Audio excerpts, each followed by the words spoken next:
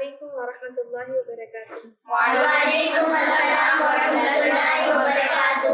تو بچوں، آج جو ہمارا سبق ہے وہ حفظ دعا کا ہے، ٹھیک ہے؟ اور جو ہم دعا یاد کریں گے سواری پر سوار ہوتے وقت کی دعا یاد کریں گے۔ میں پڑھاتی ہوں، آپ پڑھیے گا۔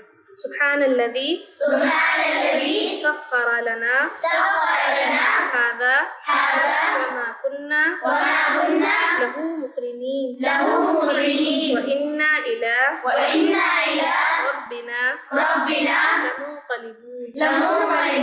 سبحان الذي سخر لنا هذا وما كنا له مقرنين وإنا إلى ربنا لمنقلبون۔ کسی کو دعا یاد بتائیے۔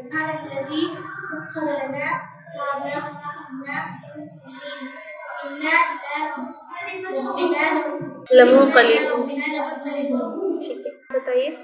سبحان الذی سین ہے، سین، سبحان الذی سخر لنا هذا وما كنا له مقرنين وإنا إلى ربنا لمنقلبون۔ عرشی، آپ بتائیے۔ سبحان الذي سخر لنا هذا وما كنا له مقرنين وإنا إلى ربنا لمنقلبون۔ ٹھیک ہے، اور کوئی تہذیب آپ بتائیے۔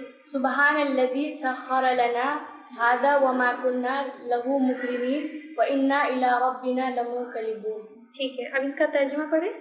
یس میم۔ پاک ہے وہ ذات جس نے اس سواری کو ہمارے قبضے میں دیا، ورنہ ہم اس کو اپنے قابو میں کرنے والے نہ تھے۔ بلا شبہ ہم کو اپنے رب کی طرف لوٹ کر جانا ہے۔ پاک ہے وہ ذات جس نے اس سواری کو ہمارے قبضے میں دیا، ورنہ ہم اس کو اپنے قابو میں کرنے والے نہ تھے۔ بلا شبہ ہم کو اپنے رب کی طرف لوٹ کر جانا ہے۔ کسی کو اس ترجمے سے سمجھ میں آیا کہ کیا مطلب ہے اس دعا کا؟ تہذیبہ بتائیے۔ میم، ہم اللہ تعالیٰ نے ہم کو یہاں پہ بھیجا اور ہم سب واپس پھر اسی کے پاس جائیں گے، اور اللہ تعالیٰ ہم مطلب سواری جو کرتا ہے اللہ تعالیٰ ہمیں سواری کرنے کے لیے مطلب طاقت۔ سواری اللہ تعالیٰ کی بہت بڑی نعمت ہے کہ دیکھیے پرانے ٹائم پہ کیا ہوتا تھا کہ اتنا زیادہ اسٹرگل لوگ کرتے تھے، جانور پہ سواری کرتے تھے، ٹھیک ہے، اس کے بعد جا کر کسی منزل تک پہنچتے تھے۔ لیکن آج کتنی بڑی وہ ہے کہ ہم 4 ویلر ہو گئی اور ایروپلین ہو گیا کہ ہم اتنی آسانی سے دوسری جگہ ٹریول کر لیتے ہیں۔ اور کوئی اور بتائے گا اس کے بارے میں؟ ہمیں سے یہ بتایا جا رہا ہے کہ اللہ نے ہمیں اتنی بڑی نعمت دی ہے کہ مطلب ہمیں سواری دی ہے، اور اگر مطلب وہ ہماری مدد نہ کرتے، اللہ اگر ہمیں چاہتے نہ کہ ہم سواری کریں تو ہم کبھی اس سواری کو اپنے قبضے میں نہیں دے پائیں گے۔ اللہ نے چاہا ہے کہ یہ سواری کرے تو اسی لیے ہم اس کو اپنے قبضے میں کر پائے ہیں، نہیں تو ہم اس کو کرنے نہیں والے تھے، اور ہمیں اسی کی طرف لوٹ کے جانا ہے۔ ہمیں ہمیشہ یہ چیز یاد رکھنی ہے کہ یہ جو ہے اللہ تعالیٰ نے ہمیں یہ نعمت دی ہے، تو ہمیں اس چیز کا خاص خیال رکھنا ہے کہ ہم دعا کا، جب ہم نے دعا سیکھ لی تو ہم ہمیشہ اس کا اہتمام کریں، ہم اس کو ہمیشہ پڑھیں۔ اس چیز کا خیال رکھیں کہ ایسا نہیں ہے کہ ہم رکشے میں پڑھ رہے ہیں اور یا پھر 4 ویلر میں جا رہے ہیں، کسی بھی ہم سواری پر جب سوار ہو رہے ہیں، چاہے وہ کوئی سی بھی سواری ہے، چاہے وہ گھوڑے پر ہی کیوں نہیں بیٹھ رہے، بیل گاڑی میں کیوں نہیں بیٹھ رہے، ایروپلین میں کیوں نہیں بیٹھ رہے، لیکن ہمیں ہر سواری پر سوار ہوتے وقت اس دعا کا پڑھنا ہے۔ اور کوئی بتائے گا اس کے بارے میں؟ میم، اس میں کہا گیا ہے کہ جب اللہ تعالیٰ نے ہمیں دنیا میں بھیجا تو ہماری سہولیت کے لیے بہت سی چیزیں بھیجی، جیسے کہ ہم حج کرنے کے لیے ہمارا اتنا لمبا سفر ہو جاتا ہے تو اس کے لیے اللہ تعالیٰ نے ٹرین بھیجا تاکہ ہم اس کے ذریعے وہاں تک پہنچ سکیں۔ اگر اللہ تعالیٰ کے اس میں قابو نہ ہوتے تو وہ پلین آسمان پر چل ہی نہیں پاتا۔ ذکر آپ کو کچھ سمجھ میں آ رہا ہے اس دعا سے؟